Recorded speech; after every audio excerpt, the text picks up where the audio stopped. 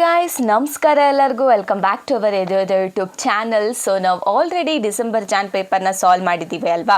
So ನಿಮಗೆ ಒಂದು ಸ್ವಲ್ಪ ಐಡಿಯಾ ಸಿಕ್ಕಿರುತ್ತೆ ನಾನು ಈ ಕ್ವೆಶನಿಗೆ ಯಾವ ರೀತಿ ಅಪ್ರೋಚ್ ಮಾಡಬೇಕು ಒಂದು ಸಾಲ್ವ್ ಮಾಡೋದಕ್ಕೆ ಒಂದು ಕ್ವೆಶನ್ನ ಅಂತ, ಮತ್ತು ಕ್ವೆಶನ್ ಬಂದರೆ ಯಾವ ಫಾರ್ಮುಲಾ ಹಾಕಬೇಕು ಅಂತಲೂ ಕೂಡ ನಿಮಗೆ ಕಂಪ್ಲೀಟಾಗಿ ಐಡಿಯಾ ಸಿಕ್ಕಿರುತ್ತೆ ಅಂತ ನಾನು ಅಂದ್ಕೊಳ್ತೀನಿ ಅಲ್ವಾ.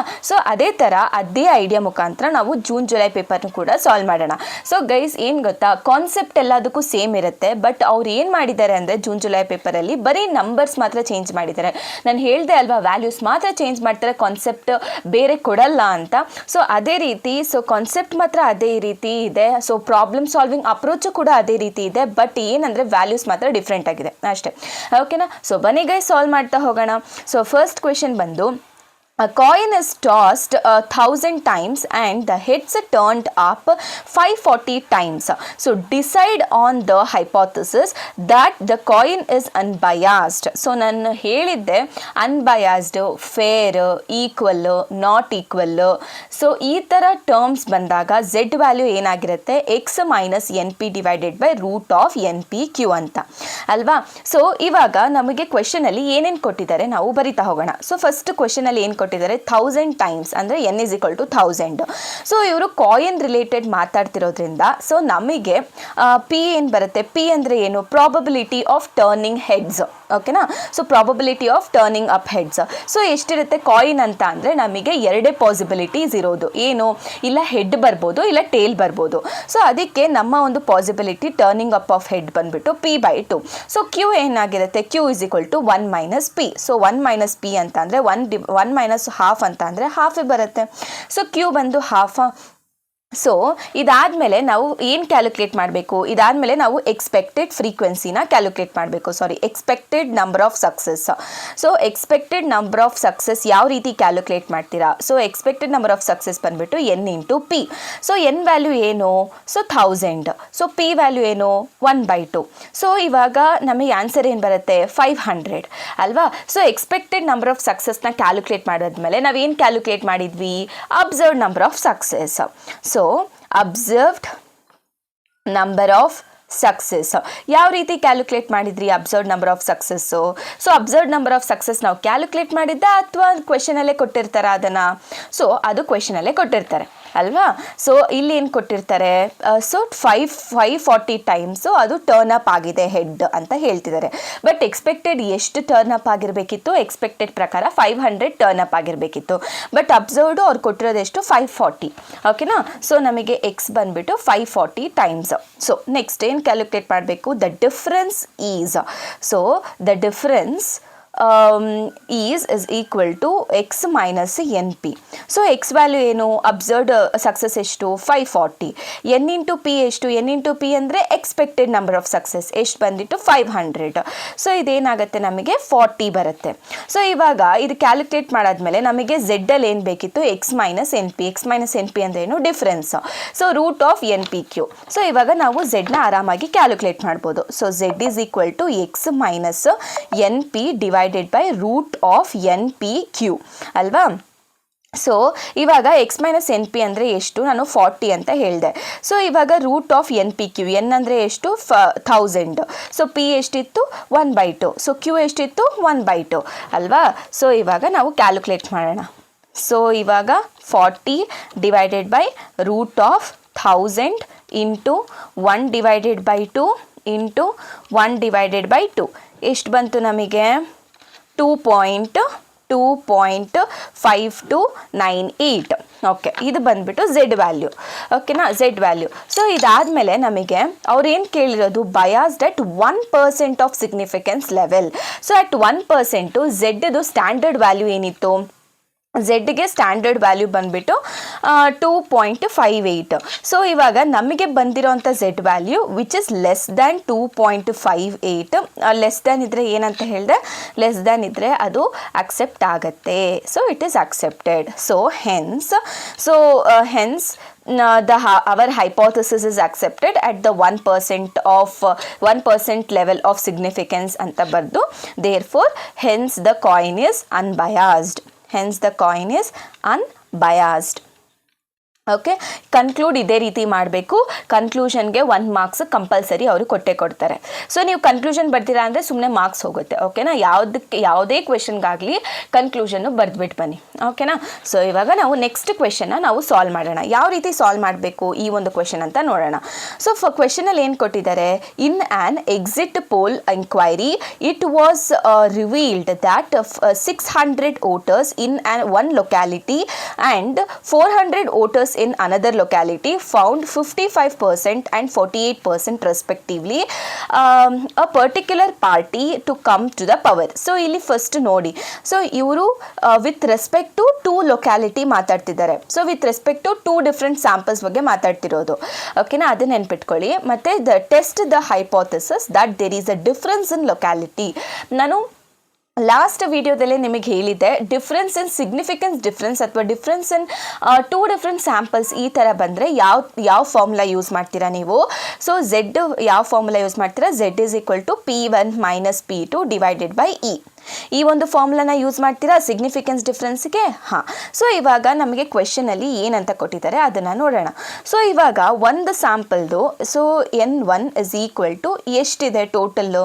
ಸೊ ಟೋಟಲ್ ಬಂದುಬಿಟ್ಟು ನಮಗೆ it was 600 voters. So total ಬಂದುಬಿಟ್ಟು 600. ಸೊ ಇವಾಗ 600 in 1 locality and 400 voters in another locality. Another locality ಅಂದರೆ N2 is equal to 400, right. So next found 55% and 48%. So ಇವಾಗ 58%, that is nothing but P1 is equal to 55% ಅಂತ ಅಂದರೆ so 55 divided by 100 so 55 divided by 100 ಅಂತ ಅಂದರೆ ನಮಗೆ 0.55 ಬರುತ್ತೆ. So next P2 ಬಂದುಬಿಟ್ಟು ಏನು ಕೊಟ್ಟಿದ್ದಾರೆ 48% ಅಂದರೆ 48 ಡಿವೈಡೆಡ್ ಬೈ 100 ಅಂದರೆ 0.48. ಸೊ ಇವಾಗ ನಮಗೆ ಇಷ್ಟು ಗೊತ್ತಾಯಿತು. ಇದಾದಮೇಲೆ ನಮಗೆ ಇಲ್ಲಿ P1 ಮತ್ತು P2 ಕೊಟ್ಟಿದ್ದಾರೆ. ಇವಾಗ ಈ ಹೆಂಗೆ ಕ್ಯಾಲ್ಕುಲೇಟ್ ಮಾಡ್ತೀರಾ. ಸೊ ಈನ ನಾವು ಕ್ಯಾಲ್ಕುಲೇಟ್ ಮಾಡೋದಕ್ಕೆ ಫಾರ್ಮುಲಾ ಬಂದುಬಿಟ್ಟು e is equal to root of PQ of 1 divided by N1 plus 1 divided by N2. So ಈ ರೀತಿ ನೀವು ಒಂದು ಈನ ಕ್ಯಾಲ್ಕುಲೇಟ್ ಮಾಡ್ತೀರಾ ಅಲ್ವಾ. ಸೊ ಇವಾಗ ಈ ಕ್ಯಾಲ್ಕುಲೇಟ್ ಮಾಡಬೇಕಂದ್ರೆ ನಮಗೆ P ಬೇಕು, Q ಬೇಕು. P ಹೆಂಗೆ ಕ್ಯಾಲ್ಕುಲೇಟ್ ಮಾಡ್ತೀರಾ. ಸೊ P ಹೆಂಗೆ ಕ್ಯಾಲ್ಕುಲೇಟ್ ಮಾಡ್ತೀರಾ ಅಂದರೆ P is equal to N1 P1 plus N2 P2 divided by N1 plus N2 ಅಲ್ವಾ. ಸೊ ಇವಾಗ N1 ಏನು 600 ಇಂಟು P1 ಏನು 0.55 ಪ್ಲಸ್ N2 ಏನು 400 P2 ಏನು 0.48 divided by N1 plus N2 ಅಂದರೆ 600 ಪ್ಲಸ್ 400 ಅಲ್ವಾ. ಸೊ ಇವಾಗ ನಾವು ಇದನ್ನು ಕ್ಯಾಲ್ಕುಲೇಟ್ ಮಾಡಿದಾಗ P ಎಷ್ಟು ಬರುತ್ತೆ ನೋಡೋಣ. ಸೊ P ಬಂದುಬಿಟ್ಟು ನನಗೆ 600 into 0.55 plus so 400 into 0.48 divided by 600 plus 400 ಎಷ್ಟು ಬರುತ್ತೆ ನಮಗೆ 0.522 ಬರುತ್ತೆ. So P is equal to 0.522. So ಇವಾಗ P ಬಂದರೆ Q ಆರಾಮಾಗಿ ಕಂಡುಹಿಡ್ಕೊಬೋದಾ. Q ಯಾವ ರೀತಿ ಕಂಡುಹಿಡ್ಕೊತೀರಾ. So Q is equal to 1 minus P. So 1 minus P ಅಂದರೆ 1 ಮೈನಸ್ 0.522 ನೋಡೋಣ. 1 ಮೈನಸ್ 0.522 ಸೊ ಮಾಡಿದಾಗ ನನಗೆ ಏನು ಬರುತ್ತೆ 0.478 ಬರುತ್ತೆ. ಅರ್ಥ ಆಯ್ತಾ. ಸೊ ಇವಾಗ PQ ಬಂದಮೇಲೆ ಆರಾಮಾಗಿ ನಾವು ಈನ ಕಣ್ಣು ಹಿಡ್ಕೊಳ್ಬೋದಾ. So E is equal to root of PQ of 1 divided by N1 plus 1 divided by N2. So P value ಏನಿತ್ತು P value 0.522. So Q value ಏನು 0.478. ಸೊ N1 ವ್ಯಾಲ್ಯೂ ಏನು N1 ವ್ಯಾಲ್ಯೂ ಬಂದು 600 ಪ್ಲಸ್ N2 ವ್ಯಾಲ್ಯೂ ಏನು 400 ಅಲ್ವಾ. So 400. So ಇದನ್ನು calculate ಮಾಡಿದಾಗ ನನಗೇನು ಬರುತ್ತೆ 0.52 into 0.478 so into 1 divided by 600 plus 1 divided by 400 ನನಗೇನು ಬರುತ್ತೆ ಆನ್ಸರು. ಸೊ ಈ ವ್ಯಾಲ್ಯೂ ಬಂದು ನನಗೆ 0.0321 ಬರುತ್ತೆ. ಸೊ 3218 ಸಮಥಿಂಗ್ ಈ ಥರ ಬರುತ್ತೆ ಈ ವ್ಯಾಲ್ಯೂ. ಓಕೆನಾ. ಸೊ ಈ ವ್ಯಾಲ್ಯೂ ಬಂದಮೇಲೆ ಸೊ ಈ ವ್ಯಾಲ್ಯೂ ಆ್ಯಕ್ಚುಲಿ ಡಿಫರ್ ಆಗ್ಬೋದು. ಸೊ ಲೈಕ್ ಇವಾಗ 322 ಬರುತ್ತೆ ಒಬ್ರಿಗೆ, 321 ಆ ಥರ 18 ಅಂದರೆ ಆಲ್ಮೋಸ್ಟ್ 2. ಇವಾಗ ರೌಂಡ್ ಆಫ್ ಮಾಡಿದ್ರೆ 322 ಬರುತ್ತೆ. ಇವಾಗ ಇದನ್ನು ಅಕಸ್ಮಾತ್ ನಾನು ಏನಾದರೂ ರೌಂಡ್ ಆಫ್ ಮಾಡಿದ್ರೆ ಫಾರ್ 4 ಡೆಸಿಮಲ್ಗೆ ನಾನು ರೌಂಡ್ ಆಫ್ ಮಾಡಿದ್ರೆ ಅರ್ಥ ಆಯ್ತಾ. ಸೊ ಇವಾಗ ನಾನು ಝೆಡ್ ವ್ಯಾಲ್ಯೂನ ಕಂಡುಹಿಡಿಯೋಣ. ಝೆಡ್ ವ್ಯಾಲ್ಯೂ ಯಾವ ರೀತಿ ಕಂಡುಹಿಡಿತೀರಾ? So P1 - P2 divided by E. So P1 value ಏನು? 0.55 ಇಲ್ಲಿದೆ ನೋಡಿ, 0.55 0.48. So 0.55 minus 0.48 divided by E value 0.03218. ಆಗ ಲೈಕ್ 0.55 ಮೈನಸ್ 0.48 ಡಿವೈಡೆಡ್ ಬೈ 0.03218 ಮಾಡಿದಾಗ ನನಗೇನು ಬರುತ್ತೆ? 2.1752 ಬರುತ್ತೆ. ಓಕೆನಾ? ಸೊ ಇಷ್ಟು. ಸೊ ಅದಾದಮೇಲೆ ಇವಾಗ ನಮಗೆ ಅವ್ರೇನು ಕೇಳಿರೋದು 5% ಸಿಗ್ನಿಫಿಕೆನ್ಸ್ ಲೆವೆಲ್ಲಿ ಕ್ಯಾಲ್ಕುಲೇಟ್ ಮಾಡಿ ಅಂತ. According to the 5% significance level, so ನೋಡಿದಾಗ, ಸೊ ಇವಾಗ ನಾವು ಎರಡಕ್ಕೂ ಕ್ಯಾಲ್ಕುಲೇಟ್ ಮಾಡೋಣ. ಸೊ 5% 1%. ಓಕೆ, ಇವಾಗ ಅಕಸ್ಮಾತ್ ಅಕಾರ್ಡಿಂಗ್ ಟು 5% ಆದರೆ, so z which is greater than 1.96. ಓಕೆನಾ? Greater than 1.96. 2.1752 is greater than 1.96. ಇದು ಇಲ್ಲೇನಾಗುತ್ತೆ? ಗ್ರೇಟರ್ ದ್ಯಾನ್ ಇದ್ದರೆ ರಿಜೆಕ್ಟ್ ಆಗುತ್ತೆ ಅಲ್ವಾ? ಸೊ ಗ್ರೇಟರ್ ದ್ಯಾನ್ ಇದ್ದರೆ ರಿಜೆಕ್ಟ್ ಆಗುತ್ತೆ. ಸೊ ಅಟ್ 1% ಲೆವೆಲ್ ಆದರೆ 2.58 ಇದು ಆಕ್ಸೆಪ್ಟ್ ಆಗುತ್ತೆ. ಸೊ ಲೆಸ್ ದ್ಯಾನ್ ಇದ್ದರೆ ಆಕ್ಸೆಪ್ಟ್ ಆಗುತ್ತೆ. ಅರ್ಥ ಆಯ್ತಾ? ಸೊ ಈ ಥರ ನೀವು ಕನ್ಕ್ಲೂಡ್ ಮಾಡಬೇಕು. According to the 5% significance level the hypothesis is rejected and according to the 1% significance level our hypothesis is accepted. ಓಕೆನಾ? ಸೊ ಇಲ್ಲಿ ಆ್ಯಕ್ಚುಲಿ ನೀವು ಹೈಪೋಥೆಸಿಸ್ನ ಬರ್ಕೋಬೇಕಾಗತ್ತೆ. Like what is null hypothesis, what is alternative hypothesis ಅಂತ. Like H0 ಅಂತ ಅಂದರೆ there is no significance difference ಅಂತ. So H1 ಅಂದರೆ there is a significance difference ಅಂತ. So at 5% significance level our null hypothesis is rejected, ಯಾಕಂದರೆ greater than ಇದೆ. So according to the 1% significance level our null hypothesis is accepted ಅಂತ ಬರೀಬೇಕಾಗುತ್ತೆ. ಓಕೆನಾ? So ಇವಾಗ second one ಯಾವ ರೀತಿ solve ಮಾಡಬೇಕು ಅಂತ ಗೊತ್ತಾಯ್ತಲ್ವಾ? ಸೊ ಇವಾಗ ನಾವು ಥರ್ಡ್ ಕ್ವೆಶನ್ ನೋಡೋಣ, ಯಾವ ರೀತಿ ಸಾಲ್ವ್ ಮಾಡಬೇಕು ಈ ಒಂದು ಥರ್ಡ್ ಕ್ವೆಶನ್ ಅಂತ. ಇಲ್ಲಿ ಯಾವ ಒಂದು ಝೆಡ್ ಫಾರ್ಮುಲಾನ ನೀವು ಯೂಸ್ ಮಾಡ್ತೀರಾ? ಸೊ ಫೇರ್ ಅಂತ ನಿಮಗೆ ಕೀವರ್ಡ್ ಕಾಣಿಸ್ತಿದೆ. ಹಂಗಂದ್ರೆ ಯಾವುದು ಝೆಡ್ ಫಾರ್ಮುಲಾ ಯೂಸ್ ಮಾಡ್ತೀರಾ? So z is equal to x minus n p divided by root of n p q. ಇದನ್ನು ಯೂಸ್ ಮಾಡ್ತೀರಾ ಅಲ್ವಾ? ಹೌದು. ಸೊ ಇವಾಗ ಇಲ್ಲಿ ಪಿ ವ್ಯಾಲ್ಯೂ ಏನಾಗಿರುತ್ತೆ? ಸೊ ಇಲ್ಲೇನು ಕೊಟ್ಟಿದ್ದಾರೆ? 6 was obtained, number 6 was obtained in the die. According to the die, so die ಅಂತ ಅಂದರೆ ಎಷ್ಟು ಪಾಸಿಬಿಲಿಟೀಸ್ ಇರುತ್ತೆ ನಮಗೆ? 6 ಪಾಸಿಬಿಲಿಟೀಸ್ ಇರುತ್ತೆ ಅಲ್ವಾ? ಅಂದರೆ ಇವಾಗ ಒಂದು ಸೈಡ್ 1 ಇರುತ್ತೆ, ಇನ್ನೊಂದು ಸೈಡ್ 2 ಇರುತ್ತೆ, ಇನ್ನೊಂದು ಸೈಡ್ 3 ಇರುತ್ತೆ ಅಲ್ವಾ? 6 ಪಾಸಿಬಿಲಿಟೀಸ್ ಇರುತ್ತೆ. ಅದರಲ್ಲಿ ನಿಮಗೆ 6 ಅನ್ನೋ ಅಂತ ಫೇಸ್ ಇರುತ್ತಲ್ವ, ಅದು ಎಷ್ಟು ಟೈಮ್ಸ್ ಬರುತ್ತೆ ಅಂದರೆ ಲೈಕ್ ಎಷ್ಟು ಪಾಸಿಬಿಲಿಟೀಸ್ ಇರುತ್ತೆ 6 ಬರೋ ಅಂಥದ್ದು ಅಂತ ಅಂದರೆ 1 ಟೈಮ್ 6 ಬರುತ್ತೆ. 1 ಟಾಸ್ ಹಾಕಿದಾಗ, ಒಂದು ಸತಿ ನೀವು ಡೈನ ತಿರುಗಿಸಿದಾಗ ನಿಮಗೆ ಒಂದು ಸತಿ 6 ಬರುತ್ತಲ್ವಾ? ಯಾವುದಾದ್ರೂ ಆಗಿರ್ಬೋದು, ಬಟ್ 6 ಒನ್ ಟರ್ನಿಗೆ ನಿಮಗೆ ಒಂದು ಸತಿ ಬರ್ಬೋದು ಅಷ್ಟೇ. So that is 1/6. So probability ಇದೇನೇನಂತಾರೆ? ಪ್ರಾಬಬಿಲಿಟಿ ಆಫ್ ಗೆಟಿಂಗ್ 6 ಅಲ್ವಾ? ಗೆಟಿಂಗ್ 6 ಇನ್ ಥ್ರೂ. ಸೊ ಅದು ಬಂದ್ಬಿಟ್ಟು 1/6. ಸೊ ಇವಾಗ ಕ್ಯೂ ಯಾವ ರೀತಿ ಕ್ಯಾಲ್ಕುಲೇಟ್ ಮಾಡ್ತೀರಾ? ಕ್ಯೂ ಬಂದ್ಬಿಟ್ಟು 1 - 1/6. ಸೊ ಏನು ಬರುತ್ತೆ ನಮಗೆ? 5/6 ಬರುತ್ತೆ. ಅರ್ಥ ಆಯ್ತಾ? ಸೊ ಇವಾಗ ಇದು ಕ್ಯಾಲ್ಕುಲೇಟ್ ಮಾಡಾದ್ಮೇಲೆ ನಾವು ನೆಕ್ಸ್ಟ್ ಏನು ಕ್ಯಾಲ್ಕುಲೇಟ್ ಮಾಡಬೇಕು? Expected frequency. Expected number of success. So expected number of success ಏನು? So expected number of success ಯಾವ ರೀತಿ ಕ್ಯಾಲ್ಕುಲೇಟ್ ಮಾಡ್ತೀರಾ? n × p. ಸೊ ಇಲ್ಲಿ n ಏನು? n ಬಂದ್ಬಿಟ್ಟು ನಮಗೆ 1200. ಸೊ ಇಲ್ಲಿ ಕೊಟ್ಟಿದ್ದಾರೆ ನೋಡಿ, 1200. ಸೊ 1200 ಇಂಟು 1/6 ಎಷ್ಟು ಬರುತ್ತೆ ನಮಗೆ? ಸೊ 1200 ಇಂಟು 1 ಡಿವೈಡೆಡ್ ಬೈ 6 ಎಷ್ಟು ಬರುತ್ತೆ ನಮಗೆ? 200 ಬಂತಾ? ಸೊ ನೆಕ್ಸ್ಟ್ ನಮಗೆ ಬರೋದು observed frequency. So observed number of 6 in a throw ಬಂದ್ಬಿಟ್ಟು, ಸೊ ನಮಗೆ ಎಷ್ಟು ಬರುತ್ತೆ ಅಬ್ಸರ್ವ್ಡ್? ಸೊ ಅಬ್ಸರ್ವ್ಡ್ ಎಷ್ಟು ಕೊಟ್ಟಿದ್ದಾರೆ ಕ್ವೆಶನಲ್ಲಿ? ಸೊ ಕ್ವೆಶನಲ್ಲಿ ಕೊಟ್ಟಿರೋದು 236 ಟೈಮ್ಸ್. ಸೊ ಅಬ್ಸರ್ವ್ಡ್ ಬಂದ್ಬಿಟ್ಟು 236 ಟೈಮ್ಸ್. ನಮಗೆ ಎಷ್ಟು ಬರಬೇಕಿತ್ತು? ಆ್ಯಕ್ಚುಲಿ 200 ಬರಬೇಕಿತ್ತು. ಅಬ್ಸರ್ವ್ಡ್ ಕೊಟ್ಟಿರೋದು ಅವರು 236.